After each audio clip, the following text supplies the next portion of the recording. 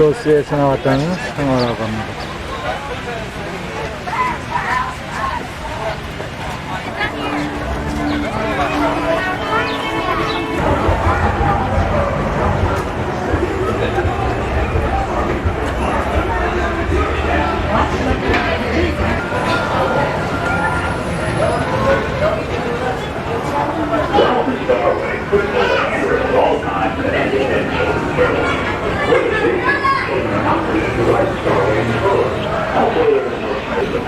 그 머리 뒤통수들이 영 이쁘지 않는데.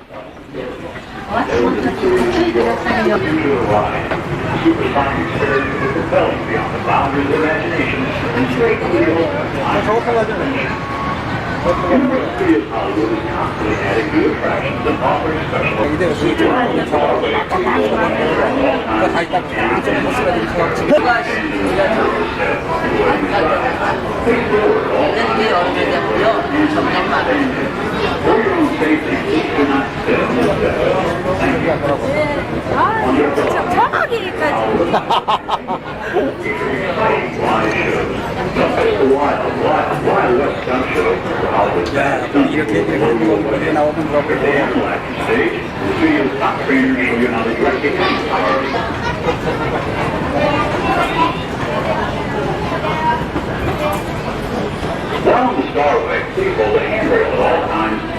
저쪽은 아주 대단하구만.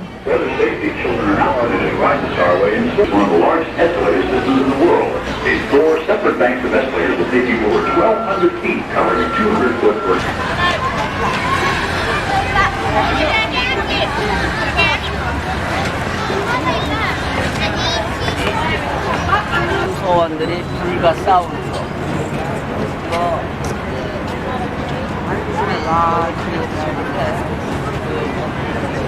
공장안에서 불나는 장면을 재현해서 여러분들과 No, you Don't tell no one see their face.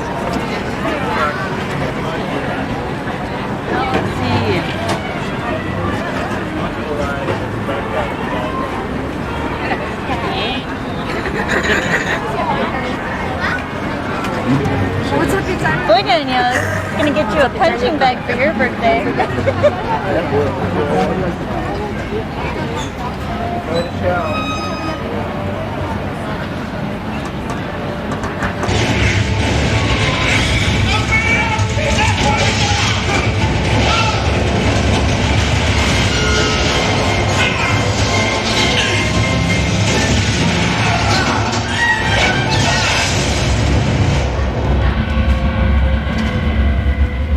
What is a backdraft?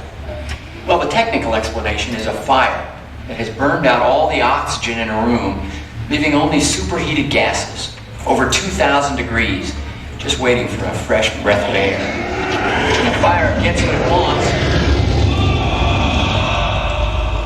you have a backdraft. Hi, I'm Ron Howard. And as the film's director, we went to real old warehouses in Chicago and set fire to the inside, set fire to the outside, and then we blew them up. The crew worked tirelessly to try to make the fire into a living, breathing entity, or as firefighters sometimes call it, the beast.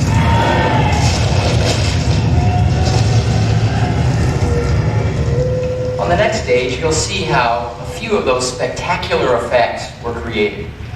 And you also get a sense of the professionalism and courage that our actors showed. Oh, by the way, please don't try what you're about to see at home. On our set, we had the constant supervision of Chicago's finest firefighters. And from them, I pass on this tip.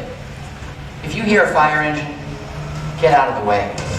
They're not going to the movies. Ladies and gentlemen, be sure you have your personal belongings together. The doors on your left on the set during the filming were challenging and often very dangerous. Here now to tell you how Ron is one of the stars of the movie. Ladies and gentlemen, Mr. Scott. This engine reminds me of the weeks we spent shooting Backdraft, and of the new respect we gained for the real firefighters who put their lives on the line for all of us every day. Of course, we had it easy next to those guys. We could yell cut when things got too hot. And our effects effects guys spent months planning and testing, learning everything they could about fire and its behavior, figuring out how to put the right kind of fire only where we wanted it and only when we wanted it. Meanwhile, another team of effects wizards were hard at work creating an intricate model for shots to intercut with our live action. In this sequence, the roof of a burning building splits right down the middle, with Billy Baldwin barely managing to stay one step ahead of the flames.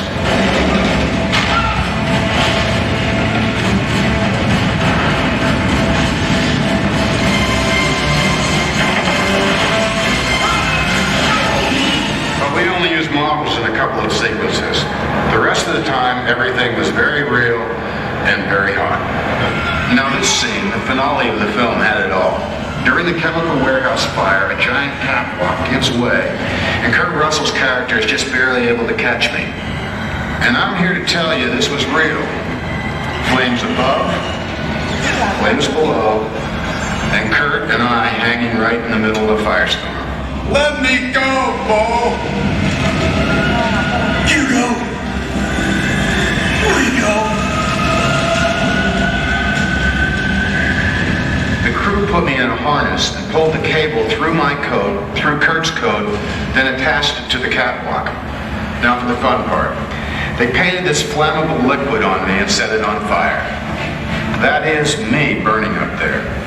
Of course, I was wearing a flame retardant suit plus 3 pairs of Nomex long underwear.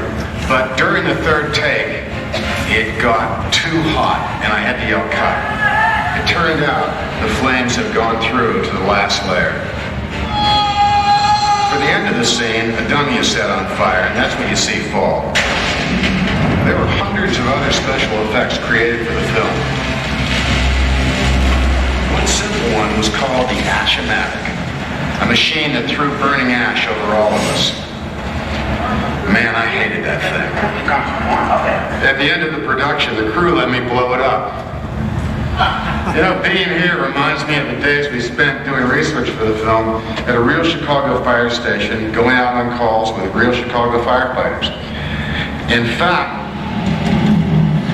for some of us, it was an experience we didn't want to see end. Well, there's nothing quite like a ride in a fire truck. Hi, I'm Kurt Russell.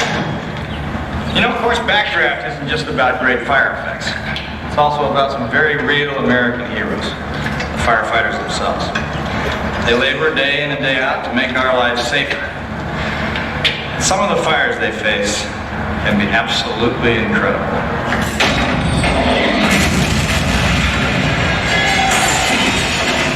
That's why we wanted the ones in Backdraft to be just as breathtaking. We gave the flames their own personality. In fact, there was one that seemed to have a mind of its own. It could even be considered beautiful. But though it may seem harmless, don't let it seduce you.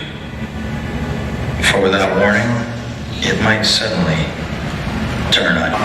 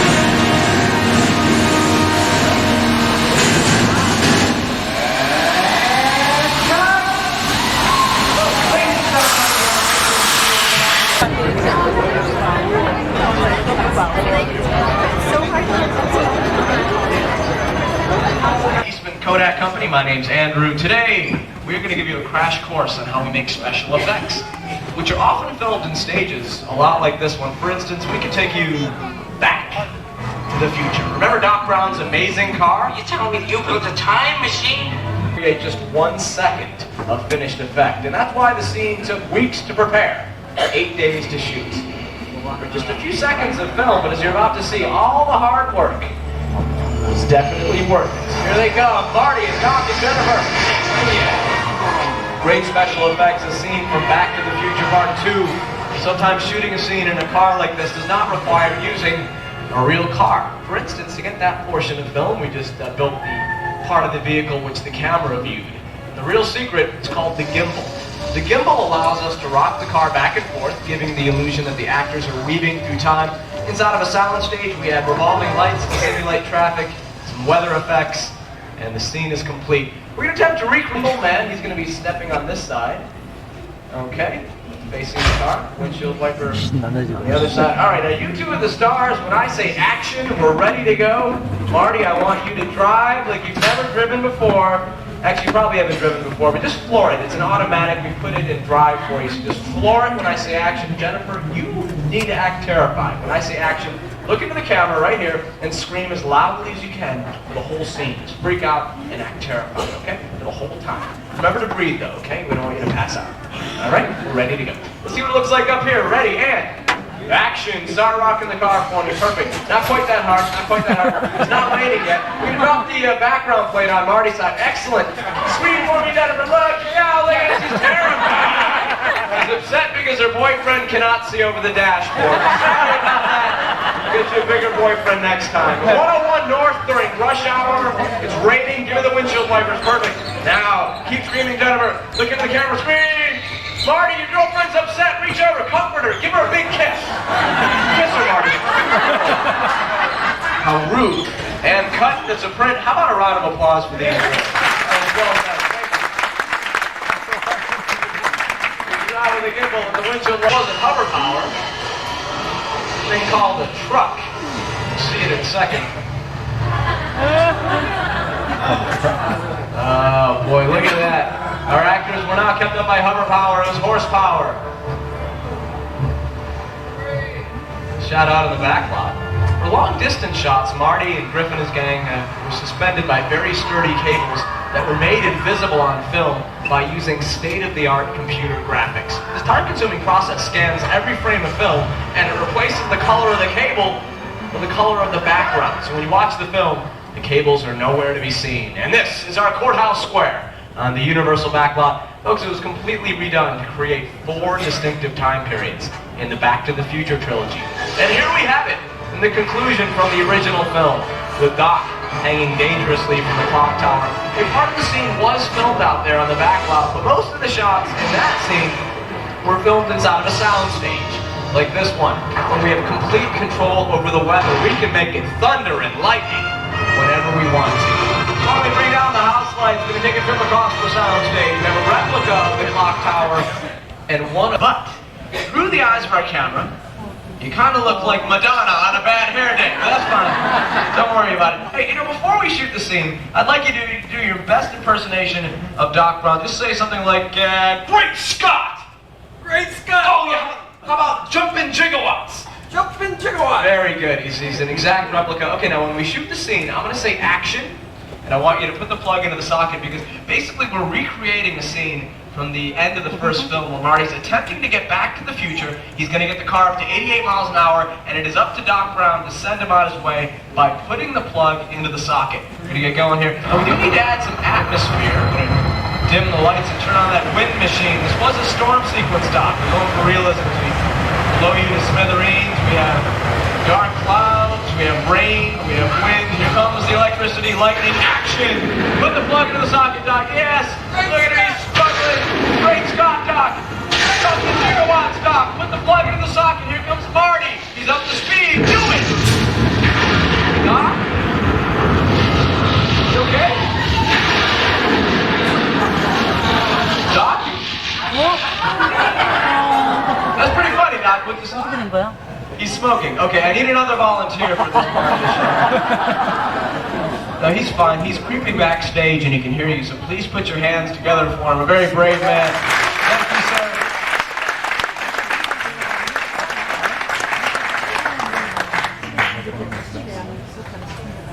All right, we're going to be going on to stage 2 in just a moment. I think you've got an idea of how we made some of the effects in the Back to the Future films, but we are not going to stop here. In just a moment, we're going to go on to stage 2. That's the magic of Alfred Hitchcock, the master of terror and suspense. We're going to show you how he created some of his most terrifying scenes, including a classic, the Psycho Shower. And my first volunteer can actually hang out right there. You can wait. Yeah, we don't even know what the best way to describe them would be. Have you ever seen the movie Priscilla, Queen of the Desert before? No? Okay, great. Okay, right around this way, and you can follow that guy backstage. Guys, go right into the opening, and we have some terrific costumes waiting for you. Yeah, you can go right backstage. We're going to wait for just a moment. See if we have the okay to start the show.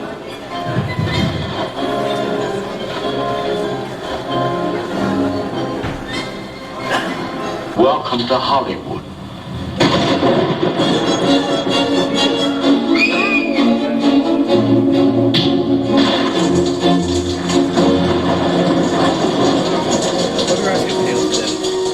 Gee, sorry I didn't hear you in all this rain. You look cold and hungry. Like to come in for a bite to eat? No, I tell you, they'll not be feeding their ugly appetites with my food or my son.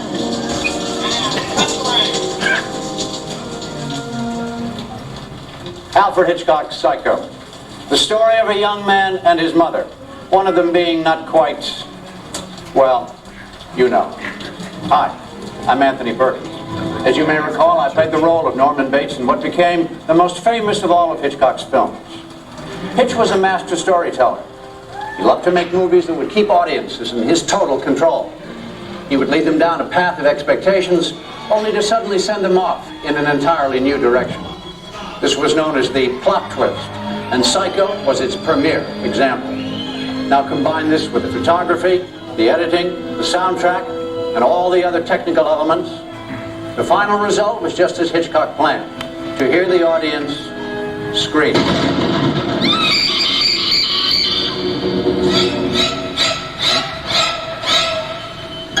Boo! Ah! Okay. All right. Alfred Hitchcock was a genius at using camera angles in his films to create terror and suspense. He was systematic and calculating in planning each scene. Long before the scene was placed before the cameras and put on film, it was carefully storyboarded. And by plotting out a sequence of images, Hitchcock could imply the violence of the scene, letting our imaginations do the rest. Now, the infamous Psycho shower scene is one of the most terrifying sequences in film history, but the knife never actually touches Janet Leigh's skin.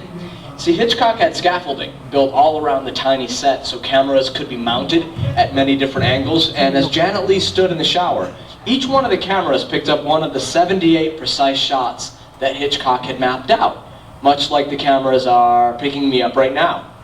It took a whole week to film this 2-minute scene, which is still considered to be one of the best scenes ever filmed, one of Hitchcock's finest. So here it is. Remember, as the director himself said, it's only a movie.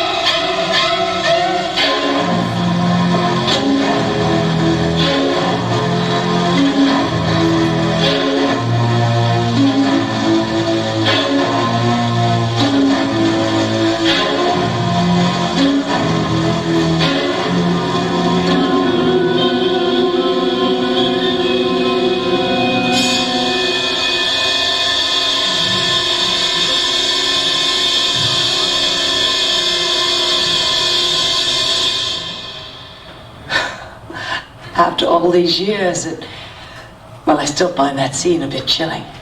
It's classic Hitchcock. Hello. My name is Kim Novak. I did a film for Mr. Hitchcock called Vertigo. It also involved icy water. Despite the fact that I never learned how to swim, Hitch had me jumping into San Francisco Bay. Fortunately, I had Jimmy Stewart to rescue me. Alfred Hitchcock used an endless variety of tricks and techniques to create the illusion of reality in his films. For instance, when we made Vertigo, Jimmy's character is petrified of heights.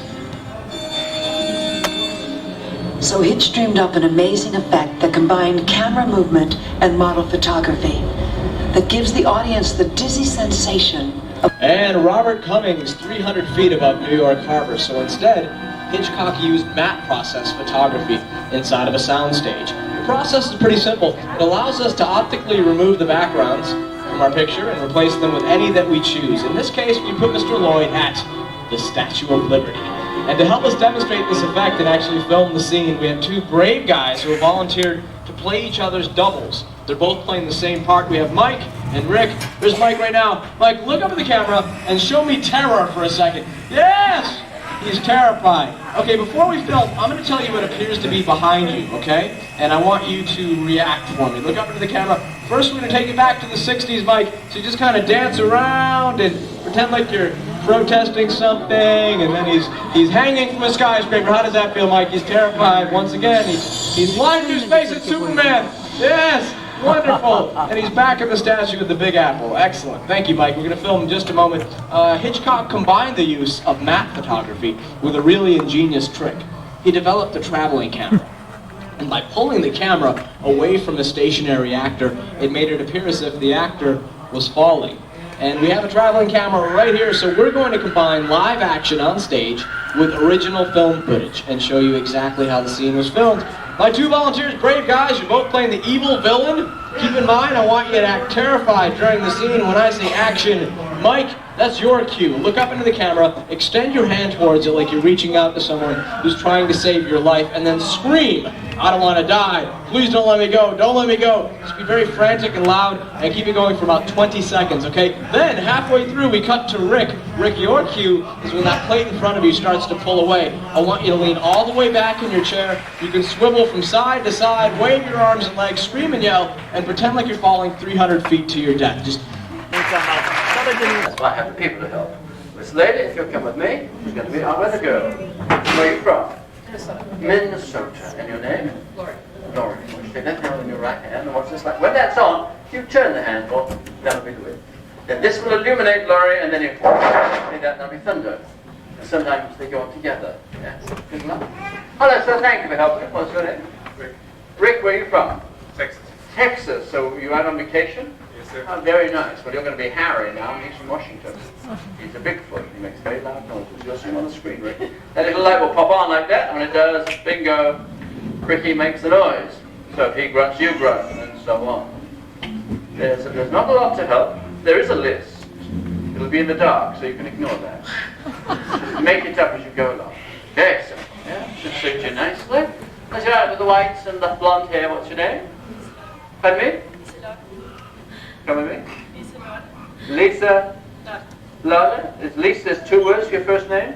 Well, oh, come with me. Where are you from? Denmark, really? That's where all the bacon and everything comes from, isn't it? Yeah, the cholesterol capital of Europe. Yeah. So, what brings you to Los Angeles? On holiday and vacation. Oh, isn't that lovely? Well, you spend lots of money because America needs it. You know? Well, what we have here is movie mud, and we're going to make footsteps in the mud. You watch this light. When it goes on, two plungers, in and out, in and out. And we'll just try that. In and out, in. Oh, you've done that before. That's very good, very good. Now, after that, don't go away. This light will then go on and off. When that goes on, you turn this box, and you'll make a lot of noise. Now, when you do this, you just do it once sort of quickly. Don't get carried away. Not Wheel of Fortune, remember. Do you have Wheel of Fortune in Denmark? You do, really. American culture's everywhere. Just take care of that. Hello, you're very patient. So what's your name? Nicholas, we've got two lights for you, A and B. The B's on the bell. And the light goes on, sweetheart. For that, we have the blackboard and also the rake. You'll know what to do. Hello, who are you? Ian, come down here. I need you to do a big roar like a lion or a tiger. Have a go. We know it works. We need Bigfoot, not the chipmunk. Charles, not an echo, but bass. Watch the light, Ian. When it's on, make as big a noise as you can. Okay? So don't be nervous. It's just that the entire thing does depend on you. There's a problem. I pushed the button that erases the dialogue. You what? Ah. One more thing. I need you to do ADR, automated dialogue replacement. Now the first thing you'll see is that light. That goes on, there will be words on the screen. When you see them, you say them. Thanks a lot. Don't mention it. Now I am going to do all the footsteps in what we call the Foley picks, the boxes here. So if everyone would watch their lights please, and not the screen, let's make some noise. Wind. Please.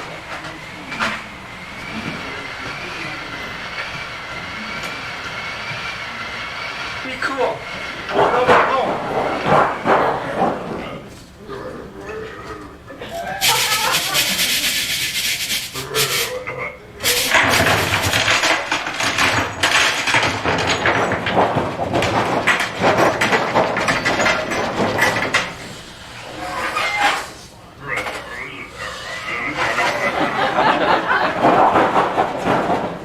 As you ring again and the bell is big.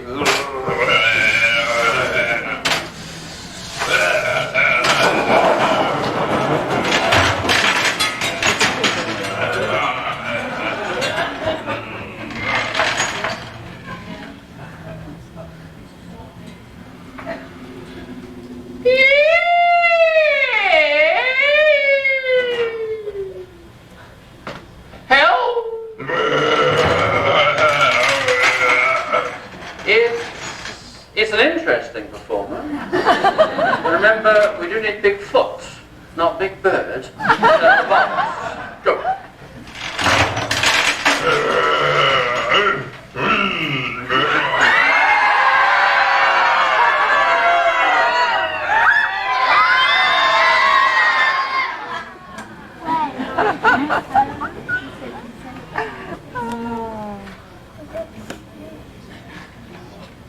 Sweetheart, I must say you were very good in that mud, really, just credit to Denmark. Now you watch the light closely and make as big a noise as you can with the lights on.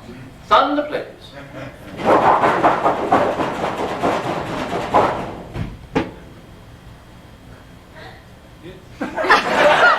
God! What happened? We did the roll when the light was on. It didn't go on. How could that possibly be? It's made in America. It's all right, we'll just do it again. It's not a problem. No. I'm sure it was our fault. Besides, the other Harry sounded like a cat with asthma.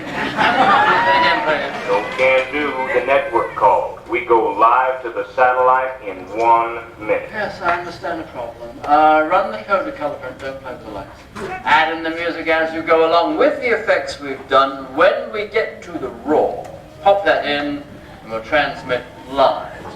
Whenever you're ready. So, everybody watch the screen, please, except for you, young man. It's all right.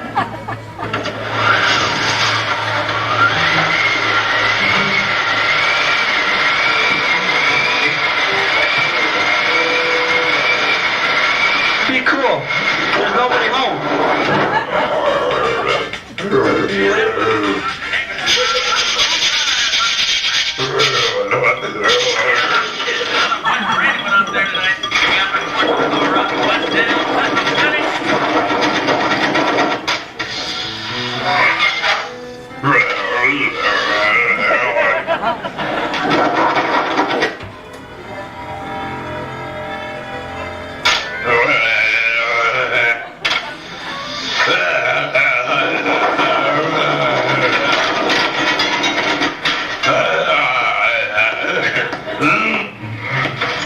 Now, listen to the professional.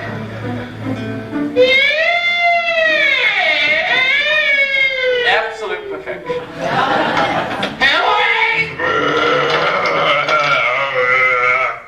Now this should be our big moment on the transport. Let's see what happens.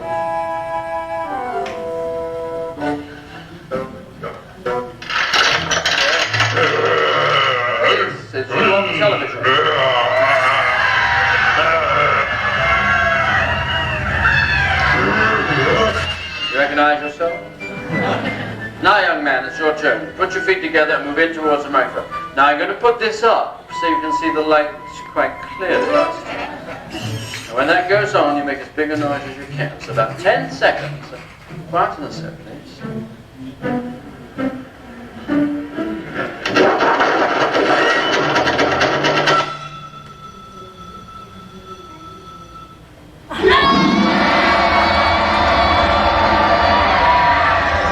Excellent, really excellent. 자, 바닐라 초콜릿 2개 있네. 바닐라. 하나, 둘, 셋.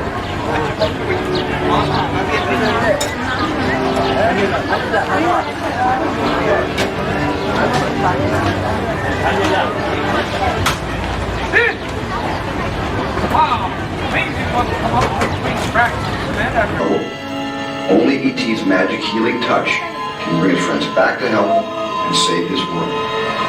So, E.T.'s teacher Botanicus delivered a message from the Green Planet. E.T., come home. Oh. E.T., trouble. Yeah, E.T. must go home, and only you can help him.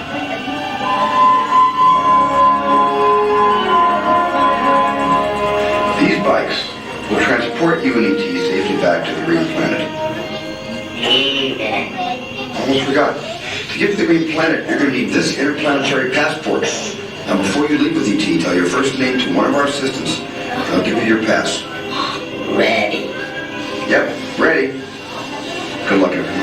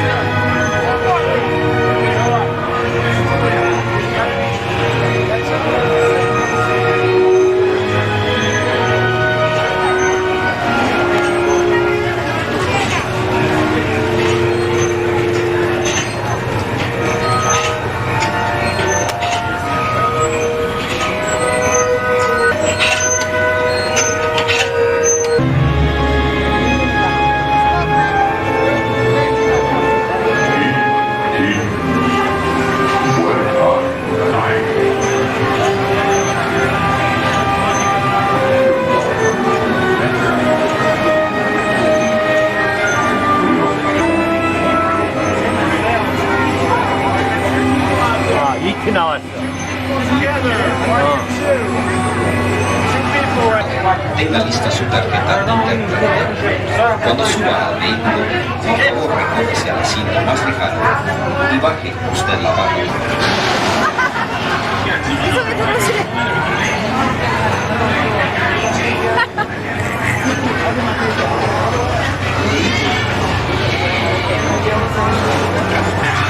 Wait, they got E.T. They're getting away. Unit 3.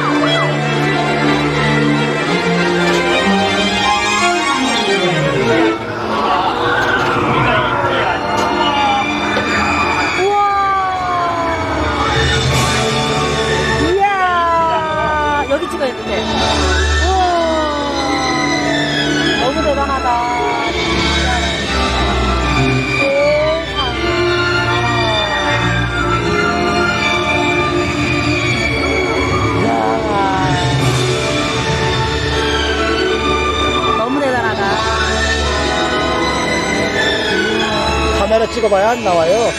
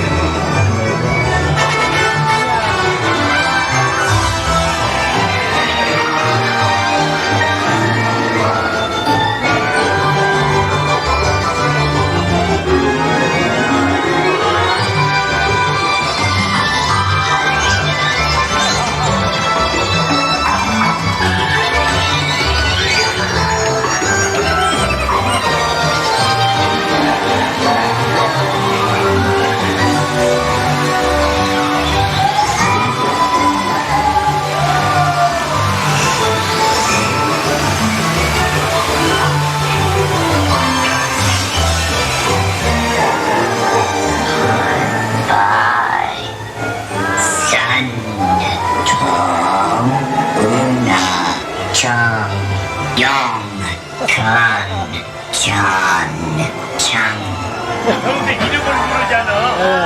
형들 이름을 불러. 영정. 잘 가라 이게 빠이.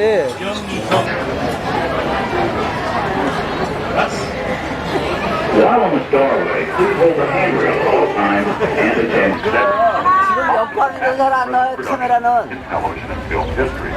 Along the way, you'll encounter a few perils and surprises that will involve sudden crowd movement, loud noises, and the possible. 워너브라더스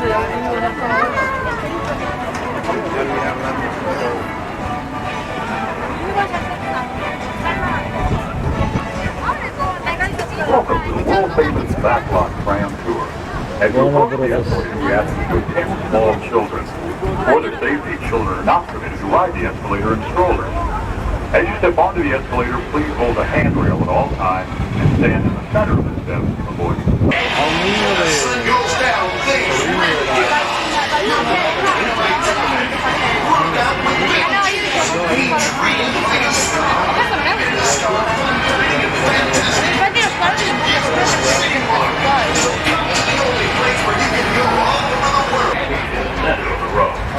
Stand behind the red safety line at all times until the tram pulls into our loading area and comes to a complete stop.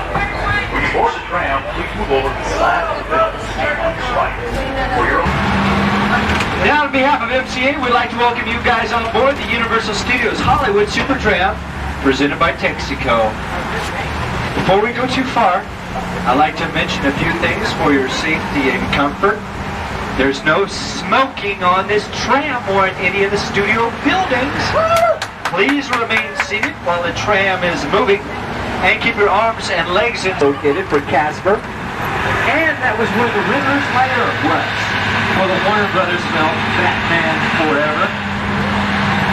Currently we're filming inside Soundstage 12, The Nutty Professor, starring Eddie Murphy and Jerry Lewis.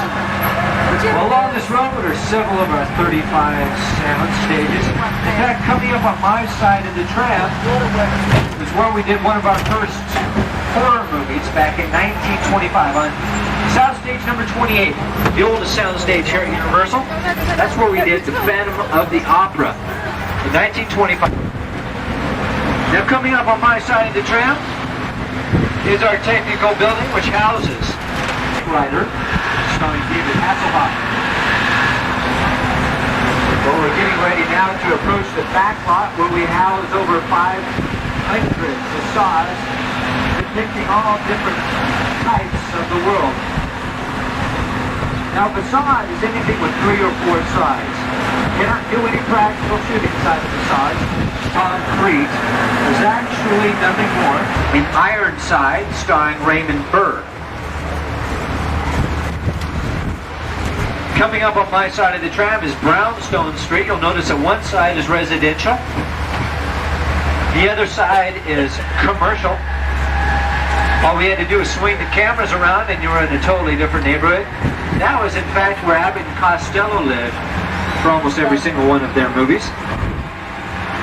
Rounding the corner on the driver's side of the tram, you can see the courthouse, the courtyard, and the clock tower that were used in our Back to the Future movies. For the first Back to the Future movie, this had to appear as 2 separate time periods. First it was 1955. Looked almost exactly as you see it now. We just placed a white gazebo in the middle of the grass, cut some dirt paths up to the gazebo, changed the exteriors of the buildings to match 1955. For the year 1985, we took out the grass, put in a parking lot, and again, changed the exteriors of the buildings to match 1985. For the year back in, put a pond in the middle of the grass. That's where all of the hoverboard scenes took place. We're going to build entire sections of a city, side of a sound stage. Get your cameras ready. Because, Fred, weren't you telling me there's been a zoo escape over at the Burbank Zoo? Yes! Strange things have been known to occur in here.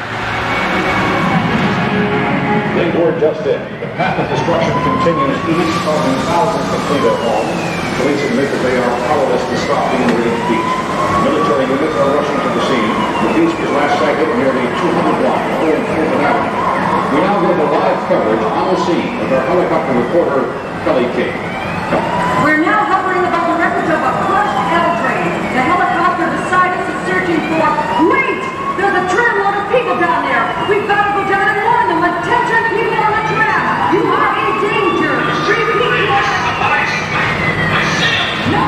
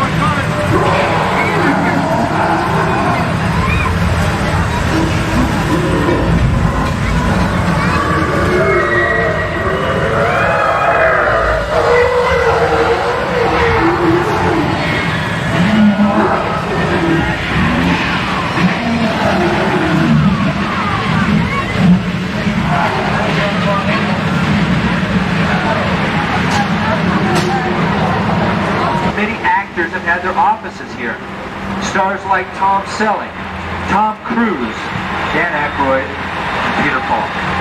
Mr. Falk is often here in the lot reprising his famous role as Detective Columbo in a series of TV movies on ABC. We've now entered New York Street, which has appeared not only in Columbo, but Quantum Leap, Kojak, Bretta, The Rockford Files, and many other popular and classic television series. But it has not only been New York. It was also Chicago and the Blues Brothers. It was old Chicago in the Sting, starring Robert Redford and Paul Newman. It was San Francisco in the Warner Brothers film Dirty Harry, starring Clint Eastwood. And it was on this very corner that we transported you back to old London. This is the corner where Gary Oldman tracked down Winona Ryder. And the Columbia picture directed by Francis Ford Coppola. Bram Stoker's Dracula.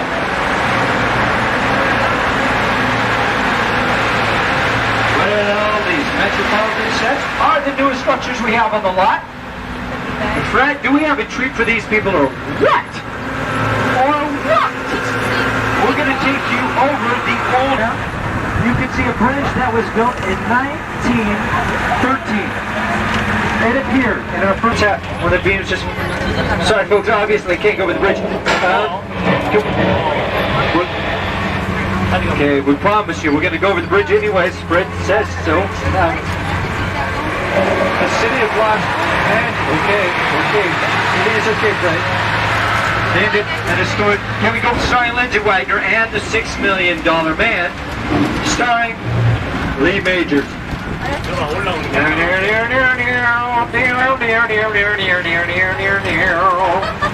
Just below us on the driver's side of the tram is our greens department, where we house all of our alarms from the Little Rascals. Mr. T's van from the A-Team. The gray DeLorean. And all of the futuristic cars. From Back to the Future 2.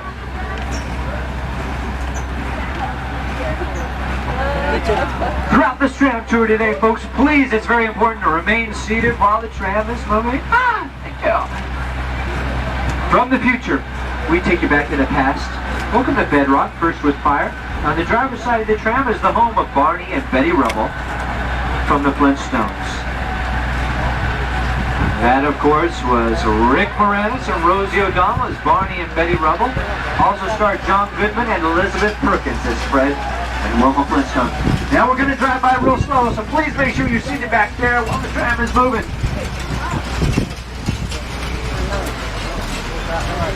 Starring Kevin Costner, that's due out later this summer. Also on the driver's side, you can see the Jeep that was driven by Laura Dern and Jeff Goldblum to escape the Tyrannosaurus Rex in Jurassic Park. And the vehicles from the futuristic television show Earth 2. Putting dirt on the asphalt transformed this hill into the Appian Way for the motion picture Spartacus, starring Kirk Douglas, Sir Laurence Olivier, and Tony Curtis. In that movie, hundreds of Roman soldiers marched down this hill. But they weren't really Roman soldiers, they're Los Angeles scholar students. And if you look real close at that scene, you'll notice that some of them are wearing tennis shoes and wristwatches. Well, just before he left, Fred was telling me 50-50 chance of rain today on the back lot. No such thing as 50-50 chance. Heard of 50% chance. Right? Fred, you know there's a problem when it rains here. We have flash floods. Is there... Oh no, is the engine dead? Stalled? Well, at least it sounds like we got a flood coming. Everyone, please remain seated and calm. Watch out for the flood. At least it's going to hit the second or third car. Won't even come close to us. We'll be perfectly fine up here. Oh no! Oh my God! Watch out for the tree back there. Great example of movie making magic. Exactly how we would create an outdoor rain scene for filming. The rain is coming from sprinklers located in the trees, and the flood is created by dumping thousands of gallons of recycled water from tanks at the top of the hill. The same process was used for the flooding scenes in the Universal film The River, starring Mel Gibson and Sissy Spacek. The area also appeared in the Noah's Ark attraction in the Bible and Amusement Park in Flesh Lives, starring Chevy Chase.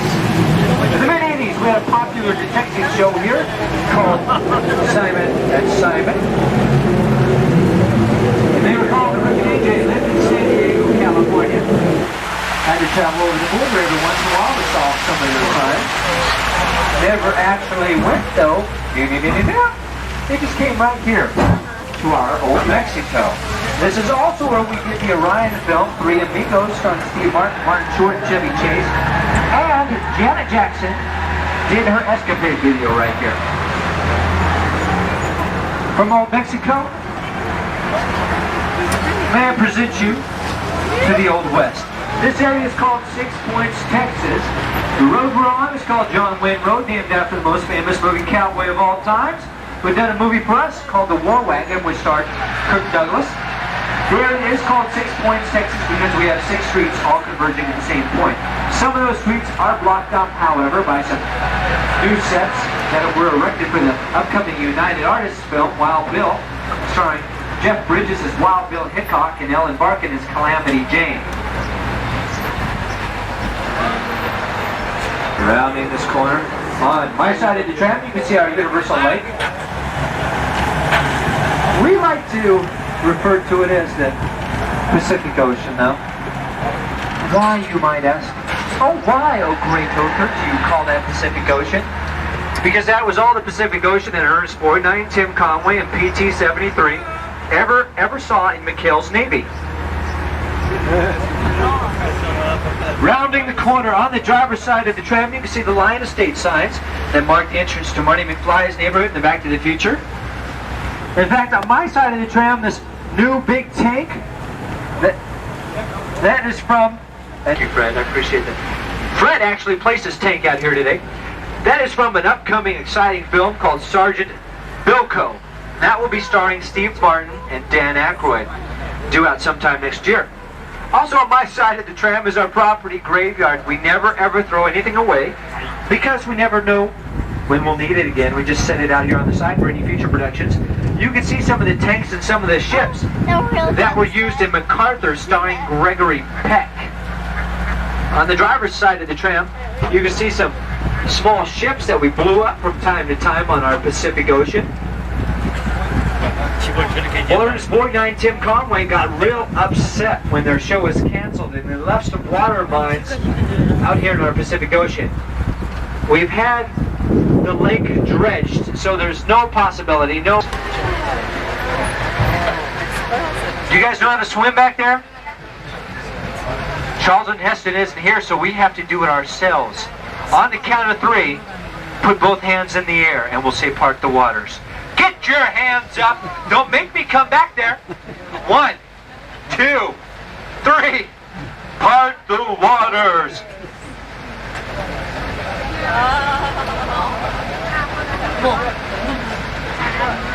You may recall that Charlton Heston parted the Red Sea in the 1956 movie The Ten Commandments, brought to you by Paramount. Well, as we travel through the Red Sea, please remain seated. Keep your arms and legs inside. Pick up anything off the floor that might get wet. Have your cameras ready because you'll be able to get a great sea level picture. Did you know that Cecil B. DeMille first parted the Red Sea in the 1923 silent version? The effect was created by cutting a frozen block of gelatin in half, melting it together again with gas jets, and reversing the film so it made it look as though the Red Sea was parting. Now again, please, while the tram's moving, remain seated. On the driver's side of the tram, you can see the lagoon where the creature from the Black Lagoon lived. That was only the area that he lived in. On my side of the tram, you can see the hut that appeared in our Gilligan's Island TV movie starring Bob Denver.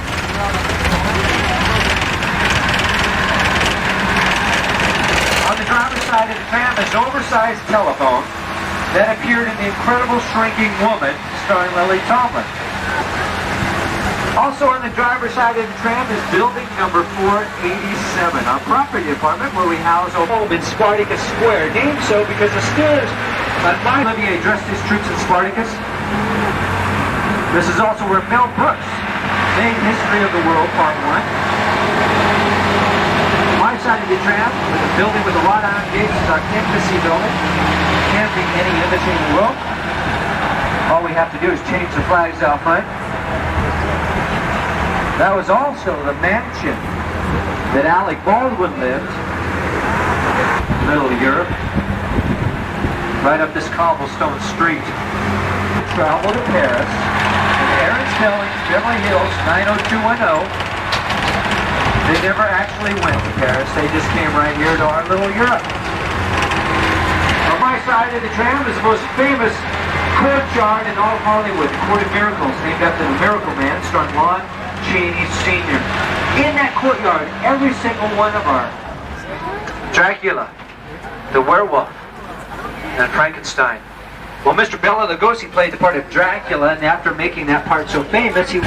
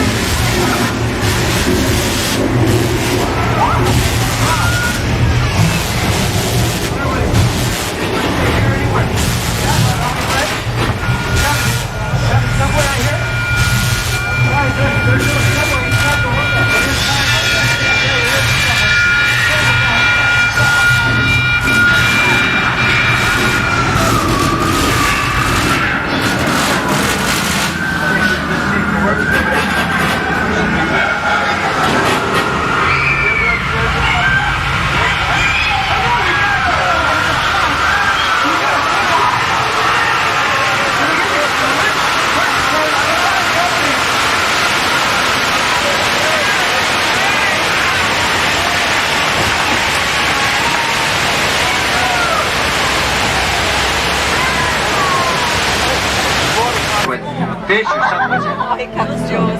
Shark. Shark, George. He's going under, George.